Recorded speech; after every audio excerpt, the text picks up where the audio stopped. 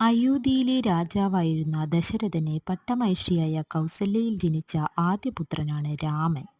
ഹിന്ദുമതത്തിൽ രാമനെ മര്യാദാപുരുഷോത്തമനായി കരുതുന്നു. നന്മയുടെ ദൈവമായും ശ്രീരാമനെ കരുതുന്നു. ലക്ഷ്മിയുടെ അവതാരമായ സീതാദേവിയാണ് പത്നി. ഉത്തമ സ്ത്രീയായി സീതയെ കരുതുന്നു.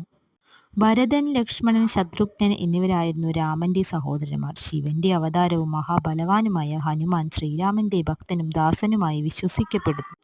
ഹൈന്ദവ വിശ്വാസപ്രകാരം രാമചരിതവും ജീവനവും ധർമ്മത്തിന് ഉദാഹരണമാണ്. ഉത്തമപുരുഷനും പൂർണ്ണ മനുഷ്യനുമായിരുന്നു രാമൻ. ദശരഥൻ കൊടുത്ത ശപഥം മുൻനിർത്തി തന്റെ മകനായ ഭരതൻ രാജാവാകണം എന്നുള്ളതും 14 വർഷത്തെ രാമൻ വനവാസത്തിന് പോകണം എന്നുള്ളതും കൈകേയിയുടെ ആവശ്യപ്രകാരമായിരുന്നു. പത്നി സീതയ്ക്കും അനുജൻ ലക്ഷ്മണനും രാമനെ പിരിഞ്ഞിരിക്കുവാൻ കഴിയാത്തതുകൊണ്ട് 14 വർഷത്തെ വനവാസത്തിന് രാമനൊപ്പം പോവുകയും ചെയ്തു. വനവാസത്തിനിടയ്ക്ക് അസുരരാജാവായ ലങ്കേശ്വരൻ രാവണൻ സീതയെ അപഹരിക്കുകയും ചെയ്തു.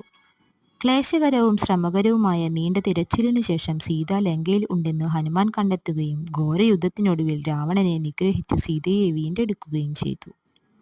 വനവാസത്തിനു ശേഷം അയോധ്യയിൽ തിരിച്ചെത്തിയ രാമന്റെ കിരീടധാരണം നടക്കുകയും അയോധ്യയുടെ രാജാവായി അവരോധിക്കുകയും ചെയ്തു. പിന്നീടുള്ള 11,000 വർഷം സന്തോഷത്തിന്റെയും സമാധാനത്തിന്റെയും യുഗമായ രാമരാജ്യമായി അറിയപ്പെട്ടു.